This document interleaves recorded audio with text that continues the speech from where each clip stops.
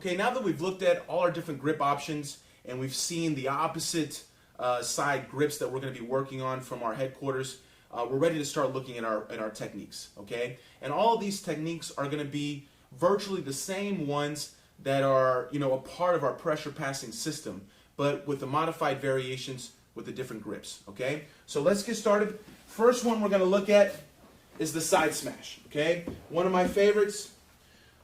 And we're going to look at how easy it is to set this up with our modified grips, okay? So I control the ankle, inside of the knee, I'm pushing his leg, making my deep step in, sitting, grabbing the collar, okay?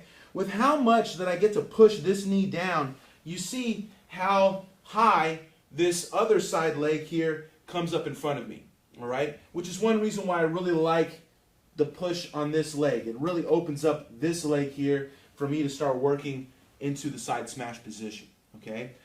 Sometimes in the normal headquarters, the legs are very even, okay? So you don't really have one side that's, very exposed, okay? When I keep the pressure down on this side, his hip kind of naturally turns a little more to his left, which is going to open up my ability to get this knee over a little bit and set up my side smash, okay?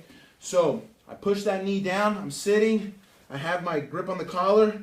You see how I turn my palm up here so I have my my elbow to work against his leg here, all right? All I'm looking for is any little bit of resistance with this knee, any push, anything like that that I feel where I can maneuver his leg just a couple inches across my body, okay? And at the same time, I'm going to start to twist. So I'm going to kind of use my elbow, twist my body a little bit. Now, what I want to do is go straight into kind of the power side smash where I have his legs split, okay? So there's different variations of the side smash. Let's turn a little bit. So there's both of his legs between my legs, which is a great position, obviously, and very strong. But he still has a lot of movement with his hips and his knees pushing against me, kind of scissor your legs out a little bit, getting back to butterfly, and being able to free his legs here. So the ideal side smash position is with my knee between his legs, okay? Now, he's, a lot of his space has been taken away, and he's going to have a much harder time getting back to a butterfly or half guard, okay? And I have a lot more pressure, my ability to kind of stretch him out with my knee against his thigh, okay?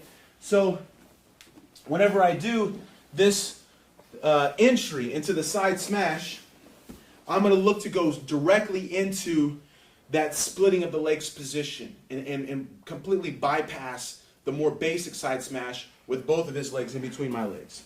So we push the knee down, we get in, control the collar, I work on that knee, get it over, just this much is plenty, okay? Now, my left leg here is going to start to drive in between his legs with my knee, okay? So I'm looking to go straight through his legs, splitting them as I come in.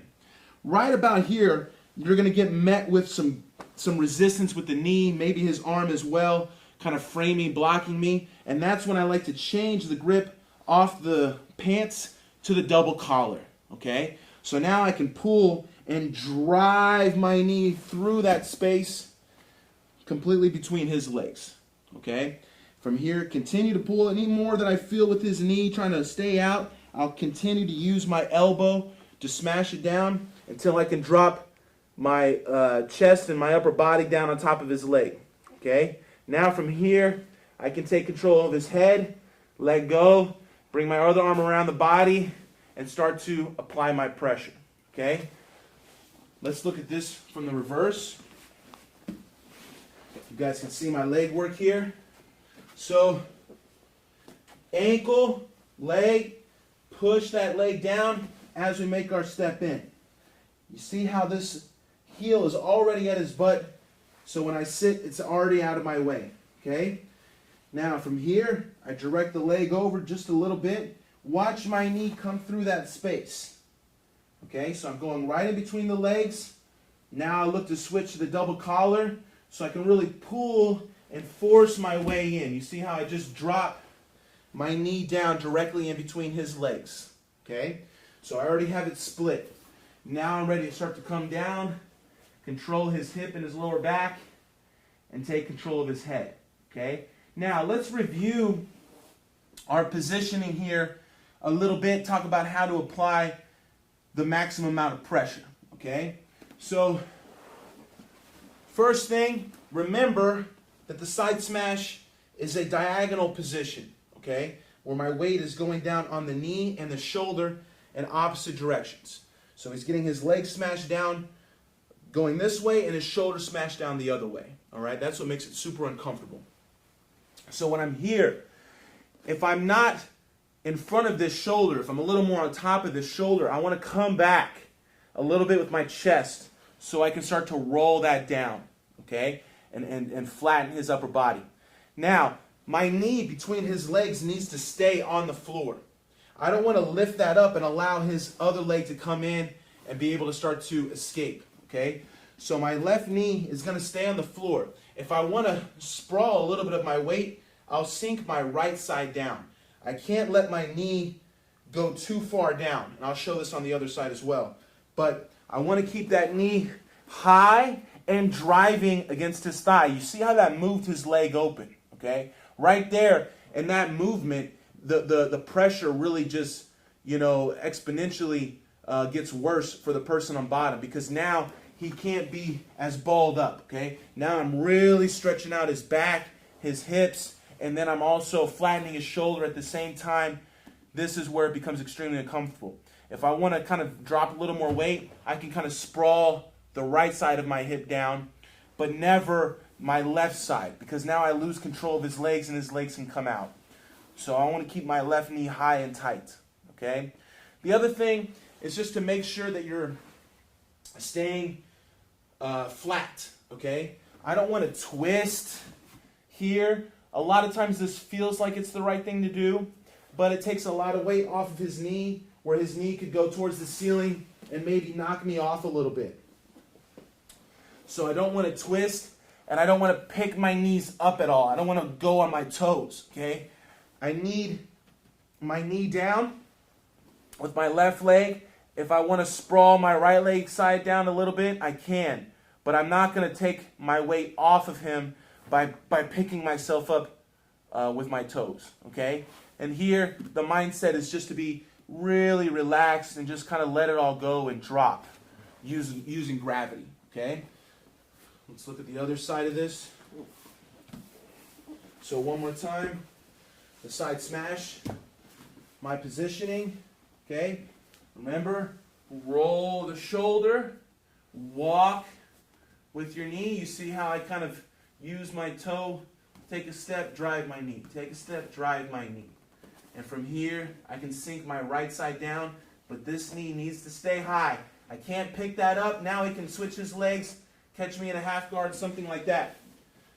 So I'm here, left knee stays down, right side can drop, or you can just stay on your knee and just kind of spread and sink, okay? Now remember, our main move, our main pass from here is to go directly to the mount, okay? That's always the number one goal. All I need to do, I'll let go of his head for a second, open his elbow, bring my knee in his armpit, back to the head, and slowly just float into the mount position. All I'm going to do is barely take my knee off the mat, let it all go, and you see how I bring my big toe in here so I don't get caught in a half guard, and I have the mount position. Make sure that you don't bring your weight off at the very end and try to step towards the mount where his knee can come out and get like a little butterfly hook going, all right? So I need my hip to stay low. When I'm here, I get my knee in the armpit, my hip stays very low to him, and I just float over into the mount, okay? So the whole process,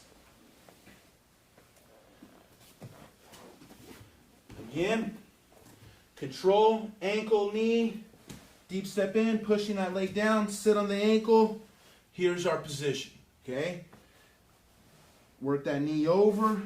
My leg immediately is coming in to split his legs.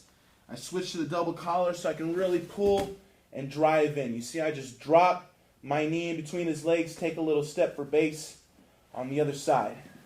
Start to sink, control, walk his leg, make sure he's nice and flat, and I can take my time here, okay? I'm in no rush, all right? The more that I can wear him out in this position, the better, okay? Now, when I'm ready, open up that elbow, knee inside the armpit, back to the head, and we float into the mount, and I'm ready to look for my finish. So, side smash, okay? Coming with opposite side grips. Side smash is really kind of a staple of the pressure passing system. We're going to be looking for this position a lot, and it's a great way to set up other awesome passes that we're going to continue to look at.